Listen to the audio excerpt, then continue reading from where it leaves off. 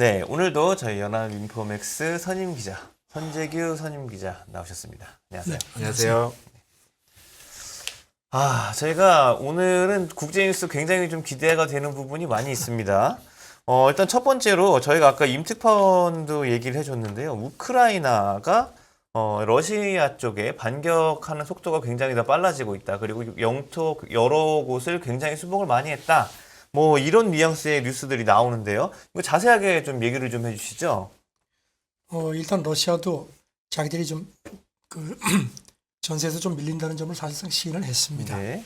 이제 지난 토요일이 이제 전쟁이 시작된 지 곧 200일이 네. 됐는데, 뭐 지금 우크라이나군이 뭐 아주 승승장구를 하는 걸로 지금 그렇게 나타나고 있는데요. 네.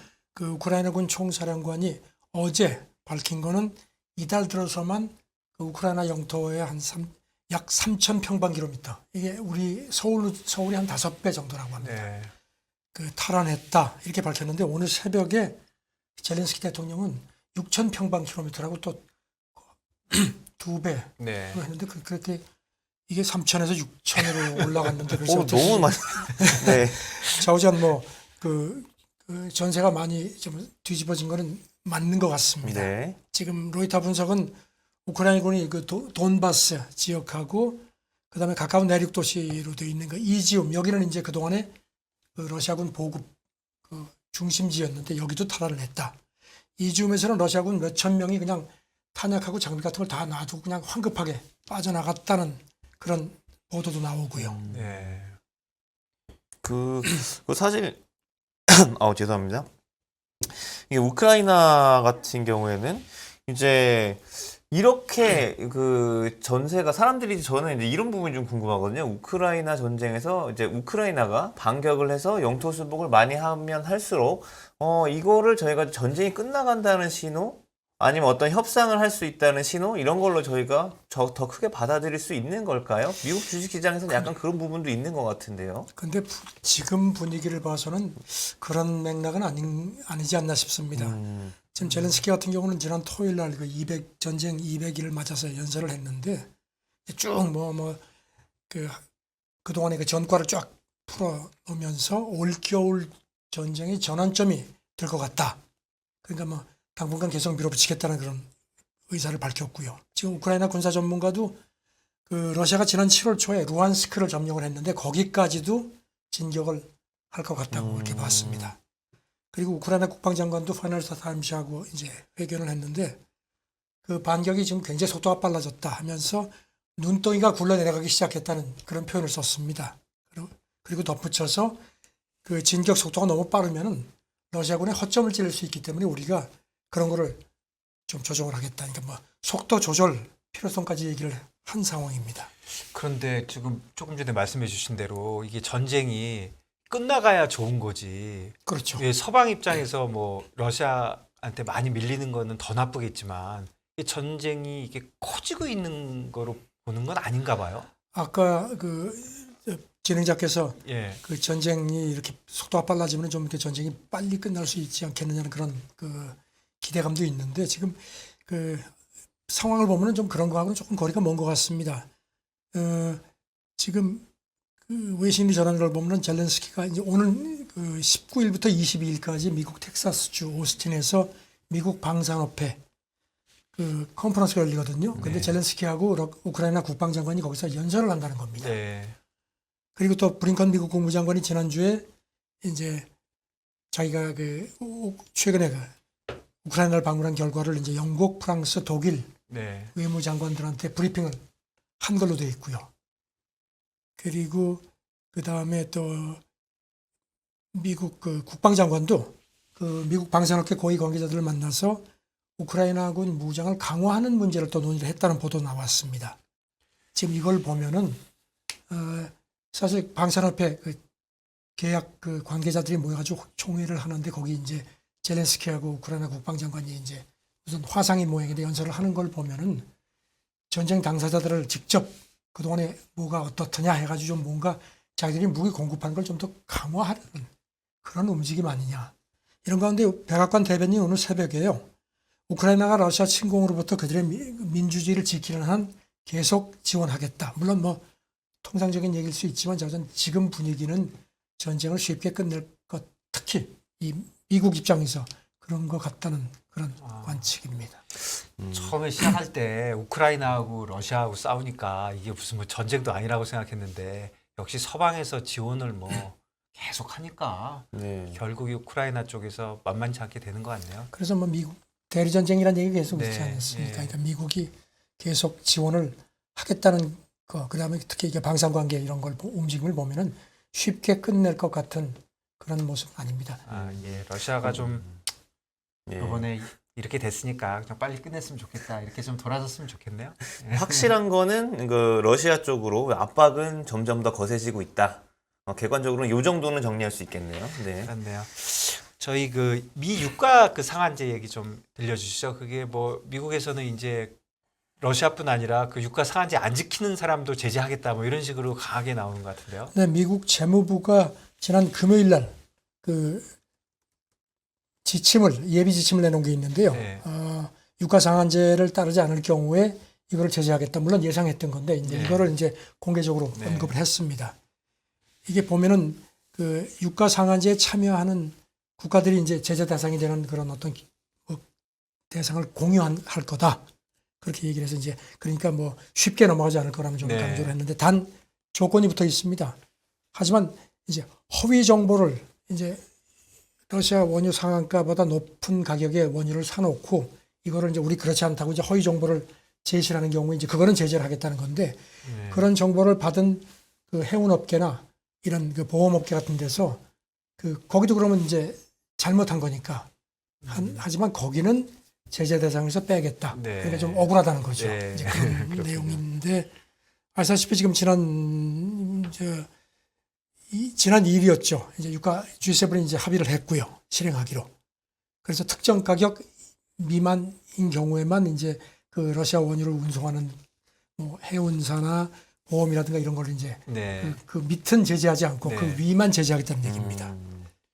그게 뭐 인도네시아도 뭐 나는 계속 도입할 거야 이런 쪽으로 얘기했나 봐요. 글쎄요, 이런 게 나왔는데 네. 조코 인도네시아 대통령이 어제 그 발간된 파이낸셜 타임스 회견에서 네.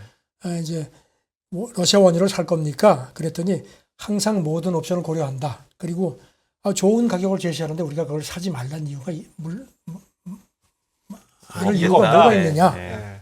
그런 얘기를 미국이 하면서 얘기하는 건 이유가 아니다. 그렇죠. 이렇게 얘기하는 우리도 거네요. 지금 에너지 가격 때문에 네. 굉장히 고민이 많다. 사실 이달 초에 그 연료값을 한 30% 인도네시아도 올렸습니다. 그래가지고 네. 지금 뭐 막 시위도 나고 하니까 조코이 대통령도 지금 뭐 남의 사정을 그 미국 눈치를 볼 상황이 아닌 것 같습니다. 네. 그렇군요. 그렇군요. 자, 이게 유가 상한제도 그렇고 유가 상한제가 이제 그러면은 그 의결이 됐고 이제 러시아 원유랑 그 석유 제품 이제 금수 조치하는 것도 12월 5일 날부터 이제 발동이 되는 거죠. 이제 유럽 같은 그렇죠. 경우는. 미국 그 재무차관보 얘기는요. 몇 주 후에 그 지금 이제 가장 중요한 게 이제 어느 정도 상한을 정할 건지인데 네네. 그거를 이제 구체적으로 정하겠다. 이게 지금 뭐 미국 쪽 얘기는 그 참여하는 국가들하고 같이 논의를 해가지고 정하겠다고 했거든요.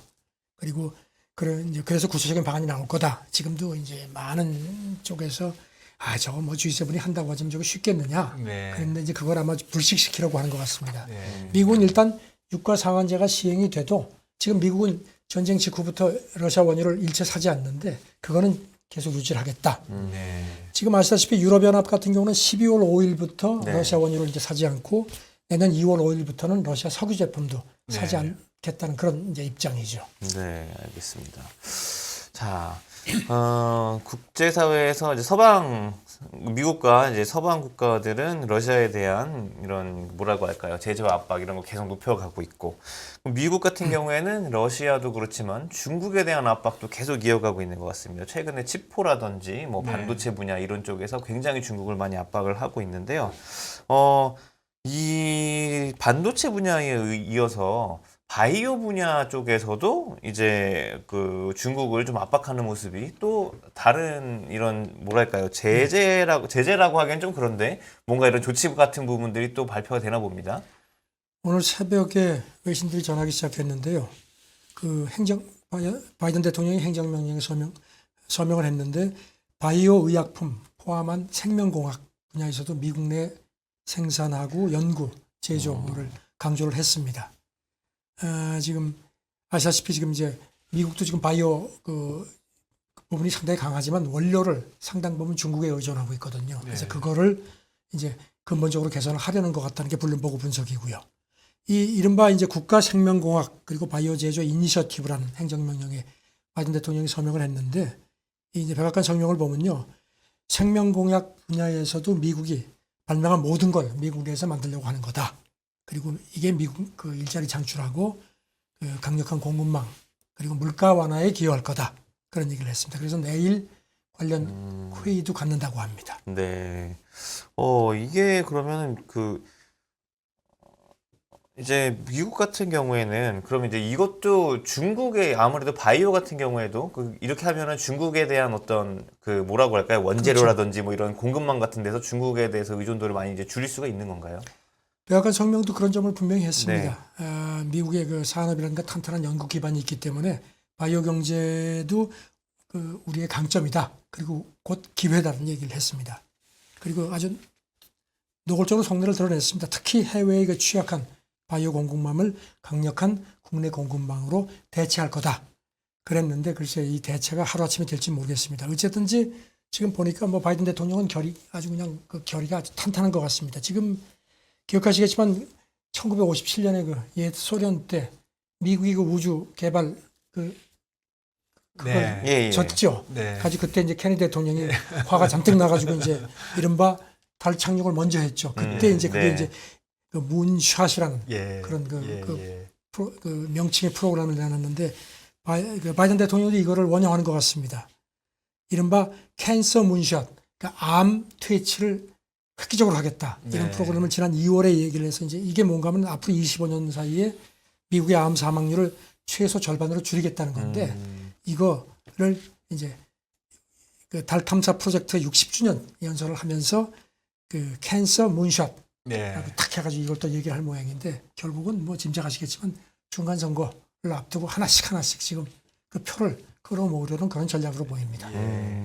미국이 사실 그 바이오 쪽에서 그 막강하잖아요. 그렇죠. 그럼요. 뭐 요번에 그 팬데믹 났을 때 완전히 보여줬잖아요. 그렇죠. 예. 네. 뭐 다른 나라에서는 못하고 미국이 뭐 치료제 뭐 모든 분야에서 앞서가니까 이런 걸 다시 또뭐 무기화까지는 아니더라도 확실하게 자기네가 잡겠다. 아시겠지만 미국이 그 엄청난 석유를 갖고 있었는데 그동안에 안 뽑았지 않습니까? 예. 그러다가 이제 이번에 이렇게 뭐 이제 네. 에너지난이 생기고 하니까 네. 이제 미국이 지금 그 산유량이 지금 사우디보다 더 많아진다는 얘기인데 그렇죠. 그러니까 네. 그 미국이란 땅덩어리가 엄청난데 그거 못지않게 지금 뭐 그 산업 기반이 예. 그러니까 이제 그동안에는 이제 이거를 좀 뭐 하다가 이제는 내가 중요해 하는 시기니까 사실 참 전 세계적으로 볼 때는 그렇게 좋은 걸로 보이지는 않습니다. 그렇죠. 그러니까 글로벌 분업이 많이 됐었는데 그렇죠. 분업에서 이제 거꾸로 미국이 내가 잘하는 건 그냥 내가 다 하겠다고 하니까 이거는 뭐 글로벌화의 그 반대로 간다고 할까? 네. 뭐 그런 게 있는 것 같고요. 뭐 자기들이 그렇게 하는 걸 뭐라고 할 수 없지만 문제는 이게 이제 많은 나라들한테 이제 그걸 이제 상대적으로 이제 빼앗아 가는 거니까 그게 참 문제인 거죠. 그렇죠. 어디도 보니까 미국이 제일 무서울 때가 사실 국가 주도로 돈을 한 곳에다 모을 때가 가장 무섭지 않습니까, 미국이? 미국이 너무 잘 나가는 것도 문제인 것 같아요. 어, 그런데 미국이 요즘 뭐 계속 얘기한 거 그 외국인 투자 안보를 네. 조사를 하겠다는 거잖아요. 이것도 내용이 너무 복잡한데 좀 설명 좀 해주시죠. 이 미국의 그 외국인 투자 심의위원회라는 게 있죠. 네. 여기서 이제 외국 기업들이 미국 기업을 뭐 인수합병할 경우에 네. 이제 물론 이제 시장 자율에 맡긴다고 하지만 예의주시하다가 뭔가 좀 삐딱하면 그냥 뭐 네. 심지어는 무슨 뭐 이렇게 그 신고하지 않으면 수정하거나 아니면 무산시키는 경우도 네, 있었거든요. 그런데 지금 그 미국 그 싱크탱크 약간 보수 쪽이죠. 피터슨 국제연구소에서 보고서를 하나 낸 거 있는데 연합뉴스가 이걸 이제 네. 입수해서 전했는데요. 2016년부터 2021년 사이에 미국에서 이루어진 그 외국 기업의 M&A를 쭉 분석을 해봤습니다. 그리고 이제 이게 과연 외국인 투자심의위원회하고 어떤 조치를 받았는지 했더니 역시 중국이 가장 타겟으로 나타났습니다. 요 기간에 중국이 그 M&A 중국 기업들이 M&A 한 게 금액 기준으로는 4%밖에 안 되는데 이 위원회 조사를 받은 건수 비중을 보니까 15% 가장 많았습니다. 네. 그리고 또 좀 주목되는 게 이제 일본 같은 경우도 그 금액 기준으로는 8%인데 조사 건수가 12%. 일본도 상당히 주목을 받았고 예. 우리도 금액은 한 2%인데 조사 건수 기준 비율은 4%좀 높았습니다. 예. 그러니까 이제 이쪽 연구소 분석은 한국하고 일본이 중국하고 이제 반면에 무슨 저 독일, 캐나다, 뭐 영국, 스위스 이런 그 서방 쪽은 굉장히 낮았거든요. 그 비율이. 예. 그래서 한국하고 일본이 중국하고 유럽 사이에 끼어 있다. 그러니까 그만큼 타켓에게 좀 눈에 지금 완전히 벗어나 있지 않다는 겁니다. 우리로서는 조금 좀 신경이 쓰이는 부분이죠. 그러니까 유럽 쪽은 조금 이렇게 좀 적은데 아시아 국가들이 다 그렇다 이렇게 보는 거네요 지금. 그러니까 무슨 뭐 연구소에서 그렇게 분석을 안 하지 않았지만 예. 유럽 기업들은 미국이 좀 믿는 구석이 있는 것 같다. 예. 그런데 중국도 그렇고 뭐 한국, 뭐 일본은 그래도 너희 못 믿겠다 하는 식의 그런 네. 게 아닌가 하는 그런 식의 또 그 분석이 가능케 하는 그런 그 수치들이 나왔습니다. 아이고 분석이 뭐 정확하겠지만 네네. 아무래도 뭐 미국 입장에서 유럽 회사들은 자기들도 친숙하잖아요. 그렇죠. 근데 우리는 좀 덜 친숙하니까 그래서 자세히 볼 수도 있는 거 아닌가 그런 생각도 좀 드네요. 그러게요. 생각보다 많네요. 네. 자, 우선 아시아를 굉장히 경쟁 대상으로 의식하는 게 다시 한번 뒷받침된 거 아닌가 싶기도 합니다. 중국만 미워해야지. 자꾸 우리까지.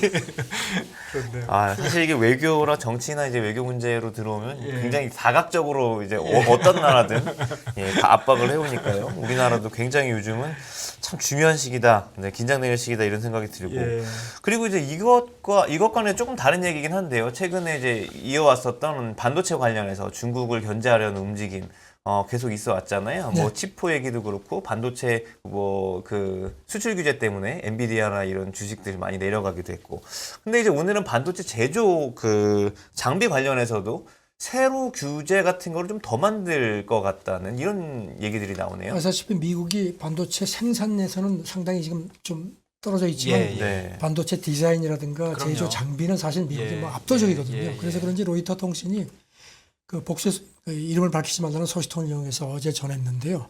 바이든 행정부가 인공지능, 그 반도체하고 반도체 제조 장비, 그 중국 수출을 그동안에도 제한을 해왔는데 이거를 다음 달에 대폭 더 강화를 할 모양입니다. 아예 공식화시킬 모양이라는 겁니다. 그동안에 아시다시피 그 올해 초에 미국 상무부가 그 어플라이드 머티리얼스를 포함한 세 개 그 미국 그 반도체 리서치 기업 쪽에 대해서 이제 그 14나노 이하 이런 거는 중국에 수출하지 못하도록 그렇게 내부 지침을 통보한 게 있는데 그거를 다음 달 아예 규정으로 그 명문화시키려고 한다는 겁니다. 그리고 여기다 포함해서 그 기억하시겠지만 지난달에 그 엔비디아하고 AMD의 네네. 그 특정 AI 반도체를 중국에 수출하지 그렇죠. 못하도록 그렇게 한 거를 이번에 한꺼번에 묶어서 그거를 규정으로 만들려고 한다는 겁니다. 그러니까 새롭게 더 강화하려는 거라는 겁니다. 그런데 이제 문제는 거기서 그치지 않고 이런 규정을 제한 규정을 강화하면서 동맹들도 따라와라는 겁니다. 오라는 그런 거를 지금 하고 있는데 여기 대해서 미국 상무부 대변인이 지난 금요일에 기자들이 물어보니까 답변을 안 하면서도 미국 국가 안보하고 이익을 보호하기 위한 거다 이렇게 손을 그었습니다. 그러니까 동맹들 알아서 하라는 그런 아주 강한 암시를 줬습니다. 그러니까 치포 뭐 이렇게 대만 우리나라 일본이 타겟이네요. 네. 그러니까 그렇죠. 중국을 압박을 하려면 자기들만 압박해서는 그렇죠. 네. 부족하다. 아시다시피 이렇게 되면 이제 우리 그 기업들이 중국 반도체 공장 그렇죠. 그러니까 상당히 당장 영향을 받는 거죠. 네. 그래서 그런지 외교부 당국자도 그 중국에 진출한 우리 기업의 영향이 불가피할 것 같아서 지금 미국하고 긴밀하게 협의를 하고 있는데 자세한 내용은 아직까지 공개할 게 없다. 상당히 곤혹스러운 표정을 지었습니다. 예. 그러게요. 예, 반도체 진짜 좀 걱정이네요. 그렇습니다. 네, 우리나라 사실 진짜 삼성전자 뭐 국내 증기에서 가장 큰 비중을 차지하고 있고 경제에서 그럼요. 차지하는 비중이 예, 굉장히 예, 큰데 예. 사실 뭐 우리나라 요즘에 이제 그 무역 관련돼서 무역 수지 관련돼서 나오는 것도 굉장히 이 반도체 부문이 폭이 그 비중이 굉장히 크잖아요. 우리가 지난 뭐 수십 년 동안 반도체가 뭐 이끌었다고 봐야 되는데 네. 요즘 그 무역 수지, 상품 수지 그런 얘기도 있어요. 네. 무역 수지는 통관하는 거고 상품 수지는 우리나라 기업이 만드는 건데 무역 수지 엄청 나쁜데 상품 수지는 흑자예요. 아, 미국에서 만드니까. 그렇게 돼요. 예, 그래서 무역 수지가 엄청 요즘 나쁘게 나오잖아요. 뭐 그쵸. 100억 불, 네. 막 한 달에 100억 불씩 막 마이너스 난 이유가 그 반도체 음. 공장들 미국에 많이 져가지고 거기서 져서 거기서 수출이라고 해야 되나? 그러니까, 거기서 만들어서 네. 미국에 팔아버리니까 그러니까 무역 수지 하나도 안 잡혀요. 안 잡히고. 수출이 많이 그러니까 우리나라에서 나가는 수출은 많이 줄은 거거든요. 반도체가. 그렇죠. 그런데 그렇죠. 사실은 마찬가지거든요. 왜냐하면 삼성이 돈 받아서 그렇죠. 삼성 서울이 돈을 받나, 삼성 뉴욕이 돈을 받으나 어차피 우리나라로 오니까. 그래서 이게 진짜 반도체가 이렇게 되면서 전체적인 경제 그림이 막 바뀌고 있거든요. 그 바이든 대통령이 계속 연설할 때마다 한국을 봐라 하는 게 진짜 이런 것들 때문에 그러니까 이게 저는 사실 바이든 대통령이 한국 발언하고 자꾸 샘플 들 때마다 이게 가슴이 왜 철렁해요. 얼마나 이게 좋은 말이 아니거든요. 아, 좋은 말 아니죠. 약간 이게 절대 많이 아니죠. 돌려서 이제 예. 네, 너네 이제 우리가 계속 보고 있다. 딴 데 가지 네, 마라. 네. 미국에다 투자해라. 미국에 파는 그쵸. 거면. 그렇게 네. 하니까 사실 우리 목 많이 비틀려가지고 미국에다 공장 엄청 짓고 있잖아요 지금요. 네. 한국에 거의 안 짓고. 근데도 이제 앞으로 더 지어라, 투자 더 해라. 그리고 중국이랑 이제 친하게 지내지 말라. 계속 선택을 강요받고 있는 상황인 건데요. 그러니까 그렇죠? 한국에서 안 만들면 중국에도 잘 못 팔겠죠. 근데 그러니까요. 우리는 중국에도 팔아야죠. 네, 우리는 중국하고 떨어질 수는 없죠. 네, 참 이런 부분에 있어서는 굉장히 좀 우리나라 국내 기업들, 국내 산업 전반적으로 좀 위기감이 커질 수밖에 없는 이런 상황인 것 같습니다. 네, 그렇습니다. 네. 그렇네요. 자, 이제 미국이 중국을 압박하고 있는 이 와중에 또 좀 다른 부분들이 나오는 것 같은데요. 최근에는 보니까 이제 미국 전투기 F-35 전투기를 만드는 과정에서 이 스텔스 부품에 중국산 원재료가 들어갔다. 그래서 F-35 전투기를 로키드 마틴에서 인수를 안 하겠다. 뭐 이렇게 거부를 한 이런 사례가 생겼다고요? 네, 지금 그 미국 국방부가 지난주에 그 F-35 이제 미국 국방부는 이제 F-35를 가장 많이 사는 네. 쪽인데 그 인수를 잠정적으로 중단한다고 발표를 했습니다. 그 이유는 F-35 여긴 뭐 부품이 엄청나게 많이 들어가죠. 그리고 외국 기업들도 많이 납품을 하는데 터보머신 펌프에 들어가는 자석이 있는데 그 자석을 만든 데는 한유엘이라는 미국 회사인데 그 자석에 들어간 합금이 중국 합금으로 이제 판명이 됐다는 겁니다. 네. 지금 그래서 미국 그 국방부 조달 규정상 그 이런 그 중국 그 원자재가 사용되는 경우는 이게 안 되는 걸로 되어 있다는 겁니다. 네. 그래서 이제 중단을 했는데 여기 대해서 그 중국 글로벌 타임스가 참 어이가 없다 하면서 시노포비아다. 이게 뭐 아니면 중국은 네. 중국이랑 아주 질색하는 그런 네, 그런 것 예. 하면서 뭐 대체를 한다고 하는데 그렇게 너희가 하루 아침에 그렇게 히토리를 그렇게 할 것 같고 중국의 규모 경제가 있고 그동안에 노하우가 있는데 예. 할 테면 해봐라. 아, 그 부품 자체가 히토리오 관련된 건가 봐요. 그렇죠. 예. 그러니까 이제 그 얼마나 미국 그 바이든 행정부가 중국이랑 아주 끔찍하게 싫어하는지를 예. 중국이 딱 집어냈는데 참 글쎄 그거를 뭐 중국에서 그 부품을 만들어 가지고 줬다면은 또 그것도 뭐 일리가 있는데 그 부품을 미국 회사가 만들었는데 거기 들어간 일부 그 원자재가 아. 중국산이다 하는 것 때문에 중단을 시켰다. 물론 이제 스텔스 그 F-35는 굉장히 민감한 예. 그 전투기니까 그런 건 있지만 야 정말 이거는 그렇네요. 글로벌 타임스 그 지적이 조금 고개가 끄덕여지는 부분도 있습니다. 사실은 중국이 말씀하신 대로 히토류 생산은 전 세계에서 굉장히 많은 비중을 차지하고 있잖아요. 그럼요. 지금 중국이 네. 뭐 그 생산 단가도 그렇고 그다음에 히토류 생산에서 그 환경이 엄청나게 오염이 되지 않습니까? 이제 그런 부분도 있고. 아, 그런 거군요. 중국의 히토류가 많은 것보다는 그렇죠. 그런 그렇게 할 수 있는 나라가 이제 아. 네 그렇게 몇 그러니까 미국 땅엔 없는 게 아니라 그런 겁니까? 미국도 히토류가 있지 않겠습니까? 예. 왜 없겠습니까? 큰 넓은 땅덩어리. 전에 그 트럼프 때인가요? 네. 성조기가 대부분이 중국에서 만든다 그래가지고 그것도 뭐 이렇게 뭐 규제하고 막 그런 적이 있지 않습니까? 아, 그렇네요. 참. 근데 뭐 규정에 따라서 그렇게 돼 있으니까 할 수 없는 건지도 모르지만 진짜 미국이 요즘 좀 과민 반응을 한다 이런 얘기가 중국 쪽에서 나올 것 같네요. 이 정도면. 거기다 플러스 예. 늘 말씀드리지만 중간 선거가 있기 때문에 네. 항상 그걸 생각을 안 할 수가 예, 없죠. 이게 중간선거 얼마 남았죠? 이제 어유 10월 한달 6일인가요? 네. 이제 뭐 한 두 달, 네. 2달 남았죠. 두 달도 채 안 남았어요. 채 안 남았네요. 네. 예. 이게 사실 많은 분들께서 이제 그 트럼프 대통령 다음에 바이든 대통령이 당선될 때 이제 그 바이든 대통령 지지 안 하시는 분들은 중국한테 뭔가 되게 트럼프 대통령 때 막 이렇게 쪼여놓은 거를 바이든 대통령 되면 막 풀어질 것 같다 막 이런 얘기를 많이 하셨었는데 요즘에 보면 분위기가 달라진 건 하나도 없는 것 같습니다. 그렇네요. 오히려 더 네. 더, 네. 더 나빠져요. 목을 더 졸랐으면 졸랐지. 예, 그렇네요, 네. 진짜. 그리고 어떻게 보면 시스템적으로 이렇게 더 이렇게 목을 점점 더 조여가는 그런 모습인 것 지금 같기도 뭐 하고요.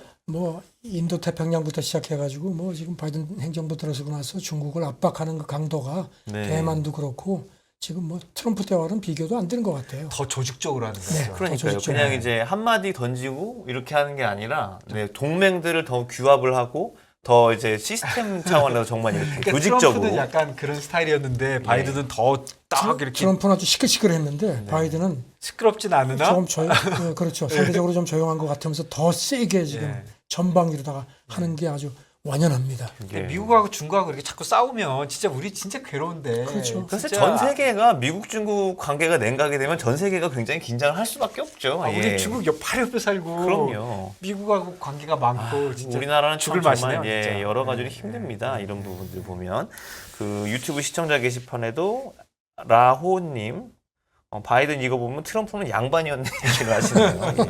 예. 이런 얘기가 나올 정도. 예, 참 굉장히 우리나라 저희가 이제 웃으면서 뭐 저희는 방송에서 웃으면서 얘기하지만 산업과 뭐 이런 경제 아, 전반에 예. 굉장히 큰 일입니다. 심각한 그죠? 이슈라고 네. 그러더라고요, 다들. 네, 알겠습니다. 아, 예. 저희가 그러면 오늘 뭐 저희가 그 중요한 소식들은 다 한 번씩 본 것 같고요. 예. 오늘도 그러면 그 국제뉴스 여기까지 들어보도록 하겠습니다. 예. 오늘도 감사합니다. 네, 감사합니다. 감사합니다.